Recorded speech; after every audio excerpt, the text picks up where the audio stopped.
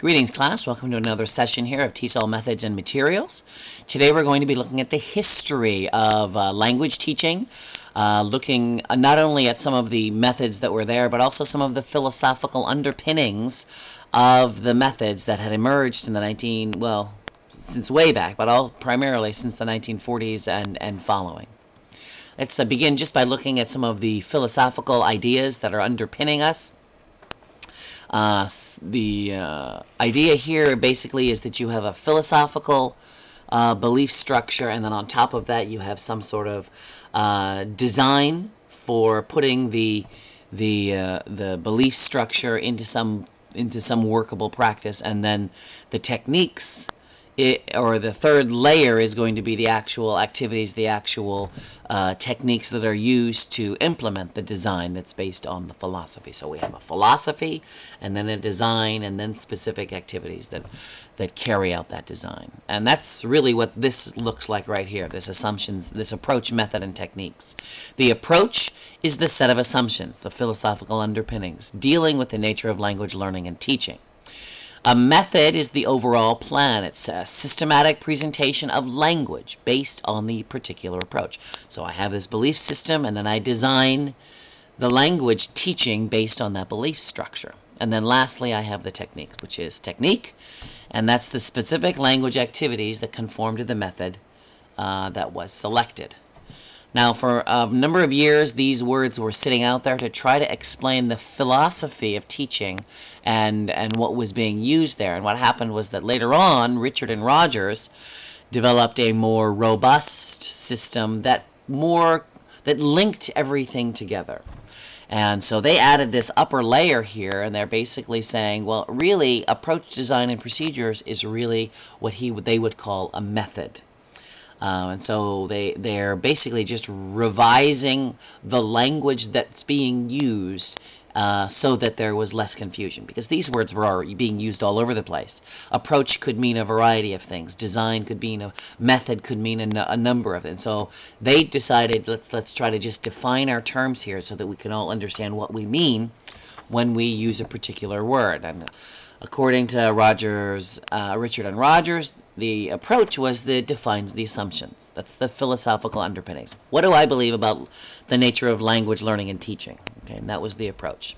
The design was the specific design of the teaching environment. What was the role of the student, the role of the teacher? What were the specific components that were being taught, the 4 skills, the 2 databases?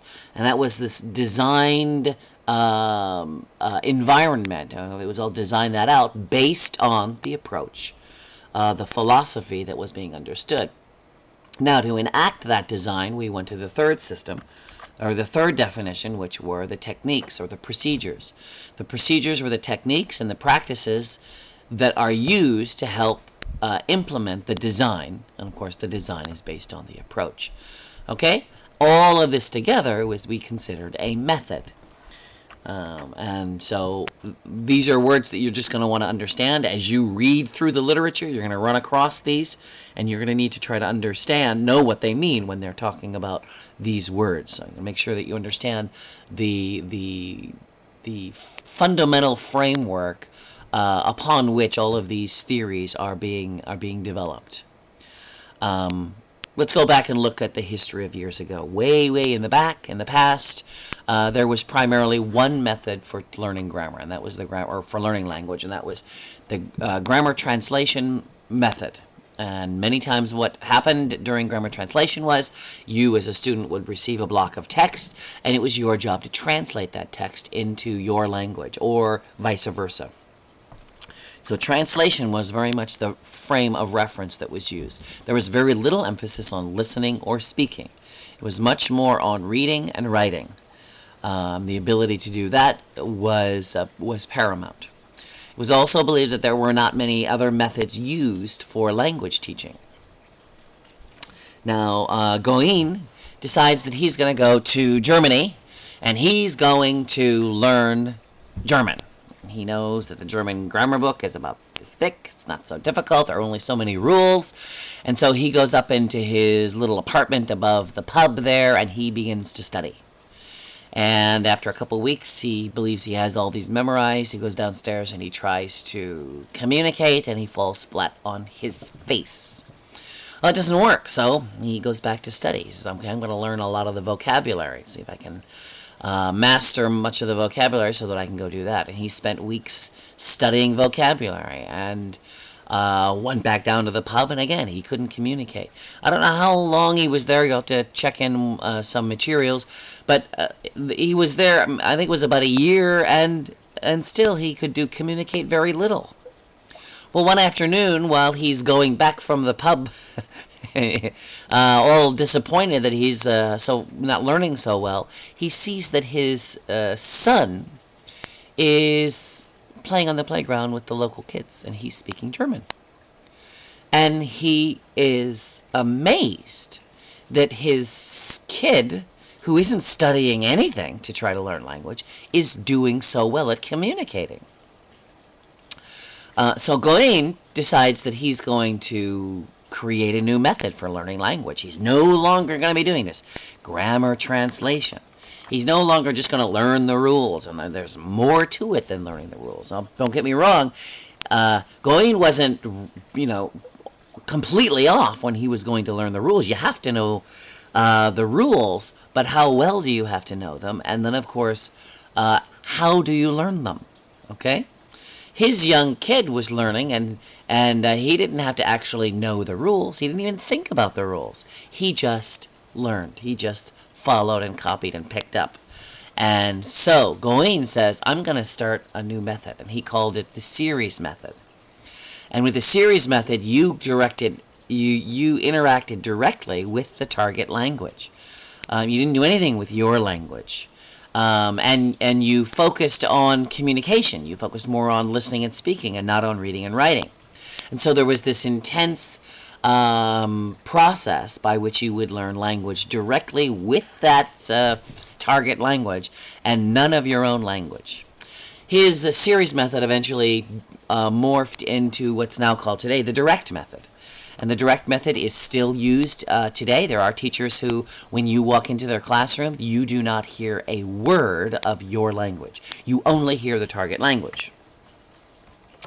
The benefit of this is, of course, you're going to be able to hear native speak.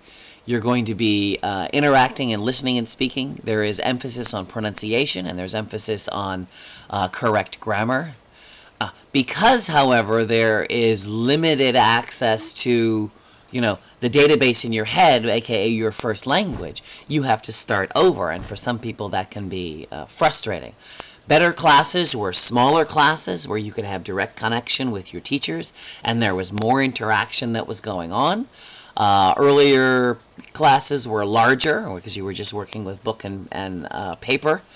And so the direct method had required smaller classes. Now, students learned, and they learned rather well, especially those who could pick up the ideas and the nuances. There are some people, though, who get very frustrated with the direct method because there's none of your first language. Now, if you're a high school student and you've had 14 years of your language, and all of a sudden you have to go to another, you're used to using and thinking in your language. A 2-year-old, a 3-year-old, they're not used to anything yet. I mean, they're more of a blank slate than we are. So with the direct method, sometimes there are people who get frustrated because they have all this information and it can't be used. Got all these things flipping around in their head, but it's all in the wrong language, and they're trying to understand what's going on when understanding is less of what they need to be doing. So the direct method is still used today by some teachers. Personally, I tend to try to stay in the native language, in the target language, as much as possible. So if I'm teaching English, I definitely want to stay in English for as much as possible. I also don't want to get people who are so frustrated that they want to leave, or they quit, or they give up. So I mean, that's going to be another issue. But the direct method, as I said, I don't know if it still is. It was quite popular, and we did glean and gain from Gawain's work and the direct method. Many systems that are being used today, many methods that are being used today, want to emphasize the use of real language, the use of natural language, and staying within the target culture without overwhelming students. And of course, there are those that still use the direct methods today. So that's the direct method. Another shift that came from this pendulum shift from the grammar translation, which was all bookwork and all cerebral, came this idea of the audio-lingual method. And in my opinion, the audio-lingual method is little more than stimulus response. Students will listen and respond, listen and respond. So the audio-lingual method did not stress writing or reading. It stressed listening and speaking. And to do so, it required a lot of repetition and required very little reading and writing. Also, the vocabulary was restricted because much of the memorization, much of the, I guess I could say memorization was done orally. It wasn't done in written form. And of course, they had interactions with each other using the same type of dialogue, or between the teacher and the student, or between a tape and an individual. But it was primarily the primary emphasis was on listening and speaking, listening and speaking, listen and respond, listen and respond. This method is probably not used as much anymore, thankfully, in my opinion. I have heard of people who get very frustrated because they want to be able to write something down and they can't. They want to be able to read something and they can't.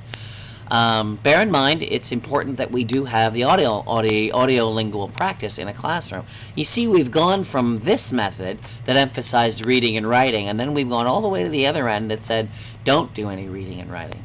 And probably what is best would be to have a bit of all of these, okay? Things changed from the 1940s and 50s until we got into the 1970s with the audio-lingual method. And with these changes, of course, you've got now at the other end of the spectrum.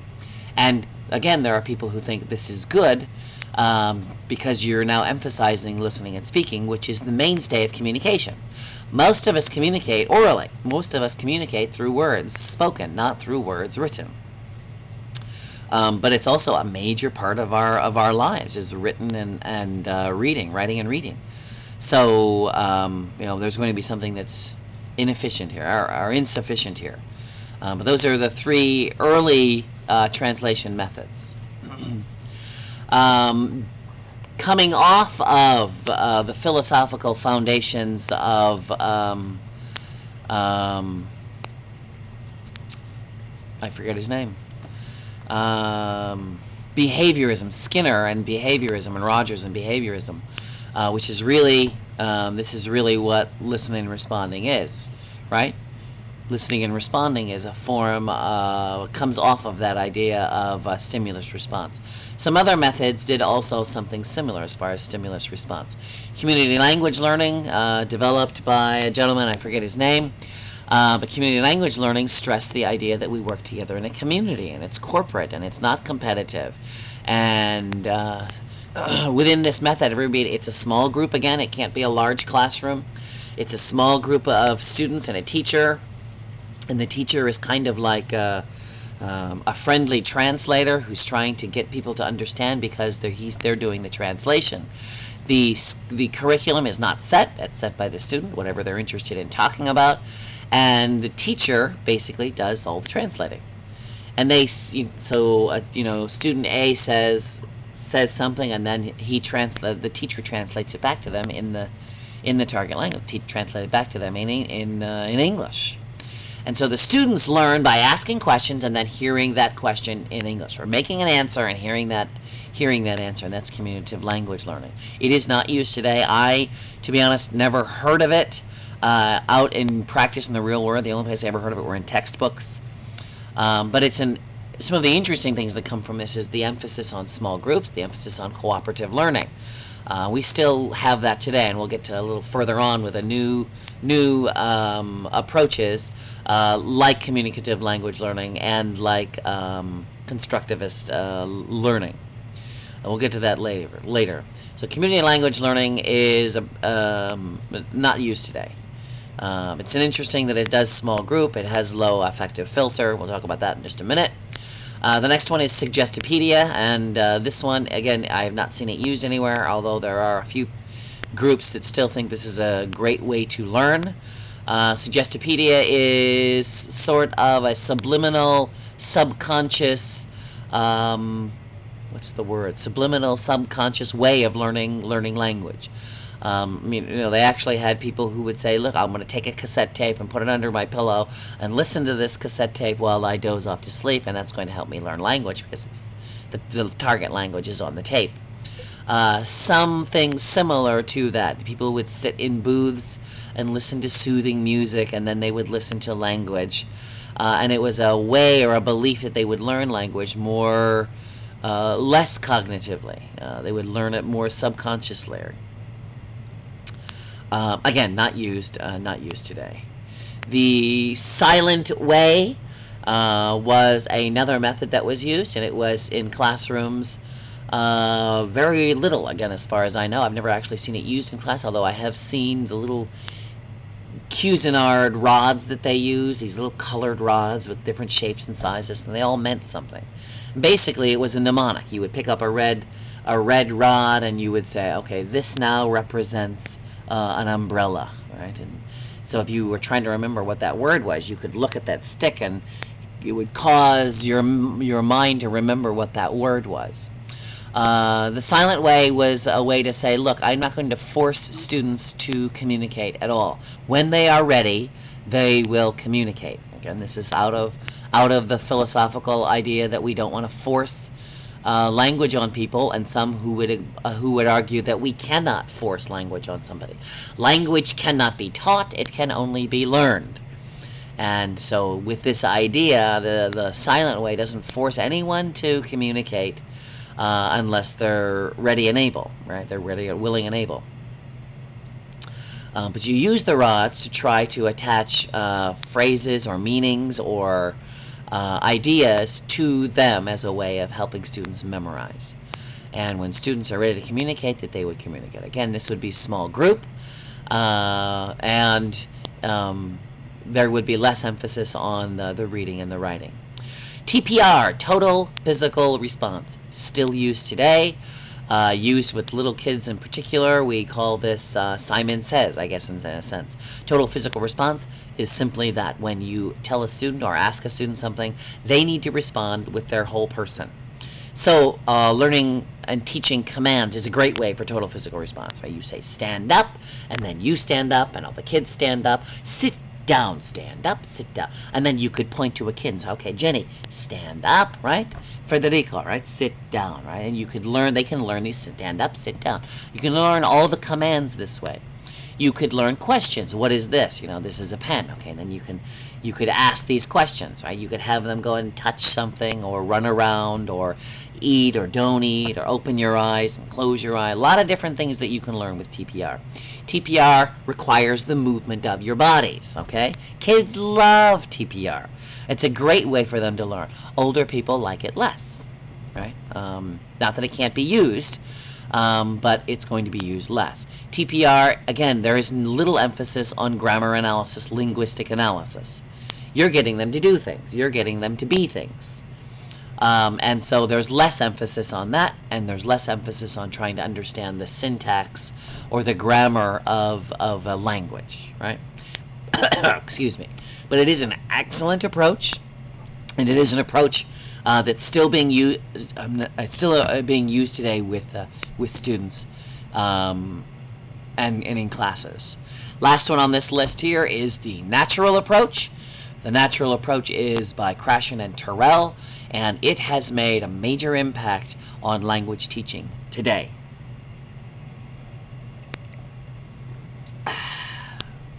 Okay. Krashen and Terrell had come out with a new approach to language learning, and within this approach there are 5 hypotheses, and some of these hypotheses were very controversial, others were accepted rather quickly, and so we're going to look through these 3. Again, this is a major approach to the belief about language acquisition. And so let's take a look at these now. The first one here is the The acquisition learning hypothesis. Okay, acquisition and learning. Got two different ideas here. Language acquisition is an unconscious process developed through using language meaningfully. Okay, so language acquisition is learning language because you use it in some meaningful fashion. And that is different from language learning, which is a conscious approach to learning. That's where you learn about the rules of language and you learn about the meanings of particular vocabulary. Okay? Language acquisition is the only way competence in a second language occurs. The only way that you really learn a second language is through acquisition, is through using it in a meaningful way. Merely studying it, okay, which would be the learning part, is not going to allow you to become competent in a language. That's the first hypothesis. The second hypothesis, the monitor hypothesis. Conscious learning operates as a monitor or an editor to check repairs at the output about what is being acquired. Conscious learning operates only as a monitor. Okay. So what they're saying here is, as you're speaking, those sounds are also going into your ear, and you're monitoring what's going on.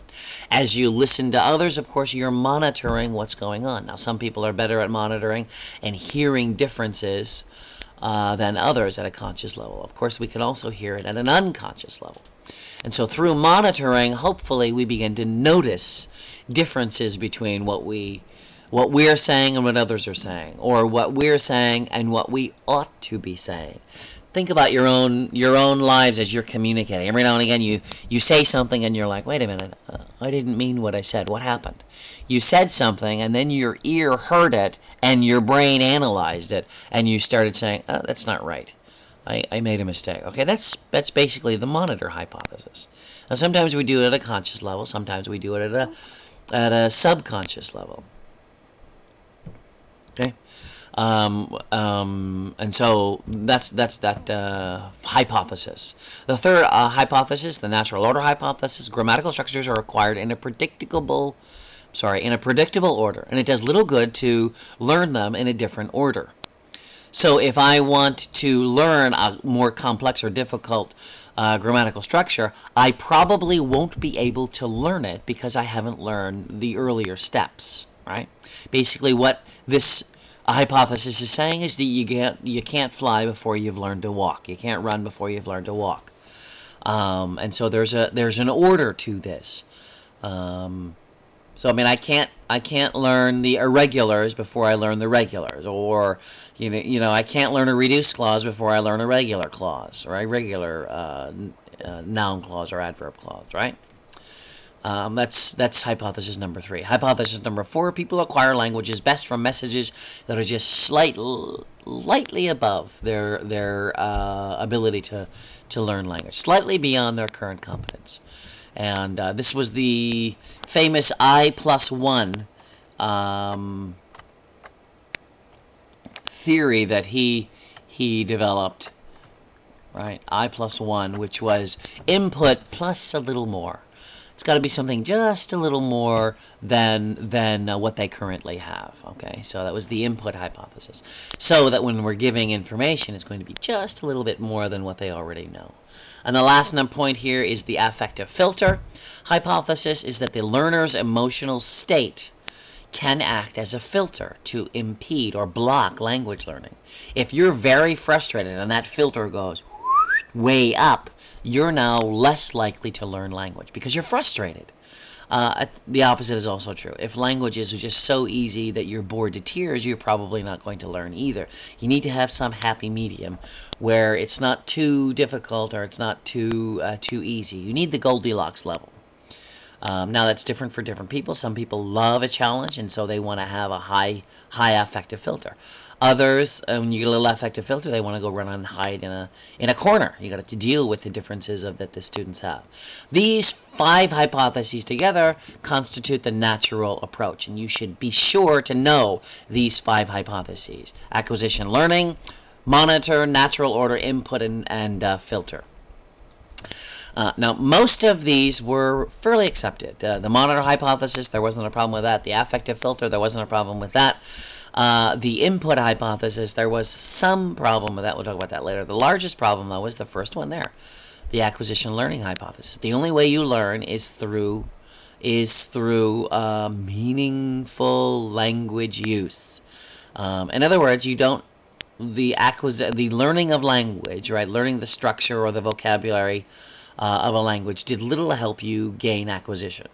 And there was and still is a firestorm because of this belief system. Now, other later researchers then began to expand on this because they saw that although many of these things were necessary, they were not sufficient for a complete description of an approach to language learning. Because some of these assumptions were insufficient. You needed more. And this acquisition one in particular, many did not see that as the case. And we'll talk about those in another class called Second Language Acquisition. So I do recommend that you go and start looking at some of those courses as well. 5 steps, 5 hypotheses for the natural approach. Please remember them. Another approach was the functional notional syllabus, and this was more communicative in nature. There was less of an emphasis on grammar translation or grammar memorization or vocab grammar memorization, but it focused on functions and notions of language. Language can be looked at as a whole bunch of functions. It can be looked at as a bunch of notions. And so people started creating materials that was in line with the functional notional approach. And I'm certain that if you've looked at some ESL textbooks, they're all function related. Showing you doing a little dialogue about how to ask for permission or how to get directions or how to give directions or and it's just a little thing, how to order at a restaurant, or how to politely refuse, how to ask for more information, how to control a conversation. All these different functions that are part of what language is were taken out of the philosophical realm of language and philosophy and brought into the ESL classroom as a function. Here, let's teach this particular function. And so that's what the functional notional approach was. There are other approaches, there are other designs that we could be talking about now, but this is a lot of the things that were in the historical realm. Things have changed more today. A new approach that we're going to talk about in another video about the communicative language learning approach. Which is going to include a variety of other things. And then we'll talk about more of the modern ones in our next video. And that's all that I wanted to talk about you for today. If you are in a classroom, I suggest you read the next chapter in Brown's textbook, A Teaching by Principles, and answer the questions that are in the forum. Look forward to talking to you again.